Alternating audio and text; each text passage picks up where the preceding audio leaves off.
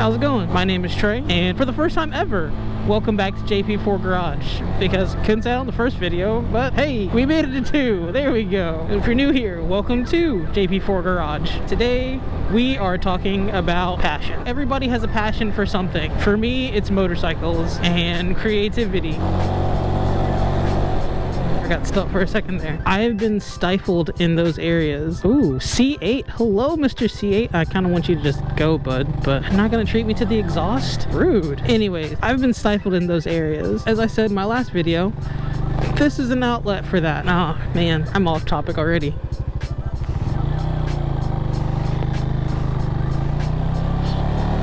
No, talking about motorcycles. I mentioned that this is the only bike on the channel, my wife's SG250. Gabby fills many needs right now, but for the most part, Gabby isn't my bike, it's my wife's bike, but Gabby isn't the bike that I would choose for myself. And now that life is starting to pick back up again, there is a light, a very small light, but a light at the end of the tunnel. I'm placating myself. I'm thinking about what bike will be next. And so far, I can think about 3 paths. The most likely is to buy a used bike, which isn't outside the realm of possibility for me. I have purchased 2 used bikes. One I did get to actually redo. It was a Honda XR80 dirt bike. It was a 2000 or 2001. Not very hard to redo because it's an air-cooled single cylinder. You don't get much more simple than that. And the other was a 1980, I'm gonna get the number wrong, GL 1100 Goldwing. My wife and I both wanted to pursue that project more, but the way that life worked out, I didn't get a chance to really dig into it. Also, I realized it was a mountain of work that I didn't really know how to do all of. Mostly because it's an interference motor. The best way I can explain it to you is at certain points when things are moving, they occupy the same space, kind of. It's very much a synchronized, how would you say, a ballet? It's a synchronized dance of metal. When things get out of sync, things get into fights.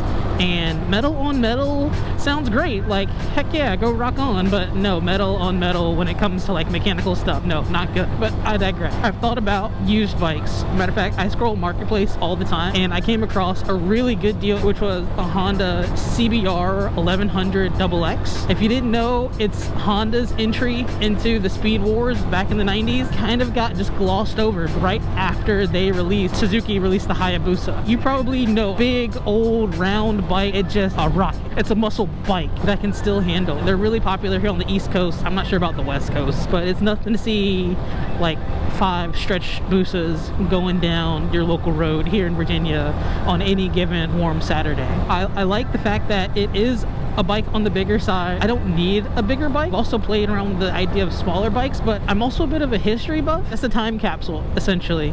The one that I was looking at wasn't necessarily the best example of a CBR 1100 XX, but it was still in pretty good condition, minus one huge factor. The engine was blown, or the dude said things were knocking. Yeah, things have gone wrong. I don't know if I'm in for that much.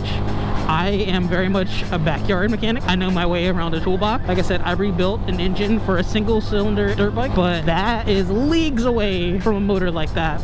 So my only option would be to buy a motor used and then set the current motor that is broken aside and have it rebuilt, or I could rebuild it myself. I think I would feel more comfortable having somebody else rebuild it or bringing somebody in to teach me, partnering up with one of my buddies that is good with all those high tolerance things. But as for me, I don't have that confidence in my own skills right now. If I bought a second motor, I wouldn't have to worry about rebuilding it so fast to get it back on the road. I would just have to worry about making sure that all the things lined up. I would hate to spend nearly, I'd say $1,000 or even somewhere in that ballpark. I would hate to spend a good chunk of change on a motor not knowing whether it was going to drop right in. But I don't have to get a bike that's that far gone. I will say the price was worth it. The worst part would be me having to load up in the truck and then go all the way up there and load it up. But that's not really that bad. I've done that before. And matter of fact, I haven't asked, but maybe they also had a truck, so it wouldn't be so much me getting it into it. It would just be go from truck to truck. As long as the brakes work, I don't see why it wouldn't be a bad thing. But that's just one path. The second path is buying a new bike. I don't think, well, I know I don't have the money for a new bike, but in the near future, I might have more than enough income to offset my overhead to be able to buy a brand new bike. That also comes with its own set of complications. I kind of know that I won't be able to buy a bike just for me. I would definitely have to buy a bike that can have a passenger, because there are those times that I do want to go ride with my wife and maybe she doesn't want to ride. Most of the time she does. but I would like to plan for when she does, because that's a good time that we have together. So something on the bigger side, more than enough horsepower to get us up on the highway, get us in and out of trouble, more than just a trapezoid leather and a hint of foam for her to sit on. I have looked at a lot of ADV bikes. I like the idea of putting a symmetrical 17-inch wheel setup on a bike that can handle and do just about everything a naked bike can do, or essentially what is a naked bike with just a little bit more grunt or maybe a little bit more fairing. I've looked at a KTM 1290 Super Adventure, the S mod. I really like the European colorway, so I would definitely have to spend the extra to import the fairings from over there and then paint the subframe orange. I've also looked at a Harley Pan America. Those just seemed like a good time. I've ridden the Sportster 1250, and that, all the power, all the grunt, maybe not the best beginner bike, but it is a good bike. I've seen one other person do what we'll call a supermoto setup. I want to say it was overseas somewhere. I think that worked at a dealer, and it just looks so clean. It looks like it's supposed to be like that.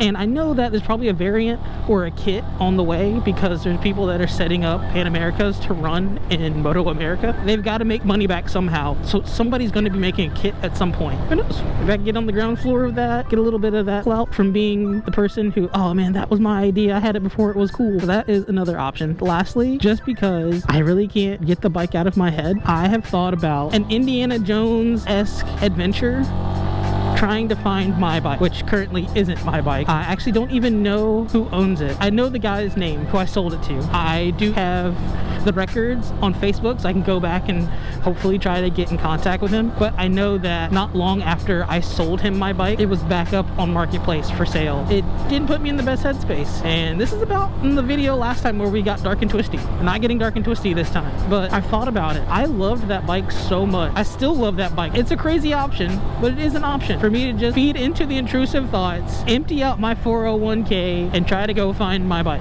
I played around the idea when I was still in Georgia, but I couldn't bring myself to do it. And now seeing how life has played out, I'm glad I didn't, because I needed to move my family from Georgia back to Virginia in less than half a month. Everything fell into place in a certain way. That is a secret wish of mine that's now not a secret anymore. But yeah, moving forward, if you guys have any other recommendations on how to go about this quest or anything that you would like to see, should I lean into just embracing something new? Should I take on a project where I am forced to like build my skills as a mechanic, just get better turning wrenches and learn more?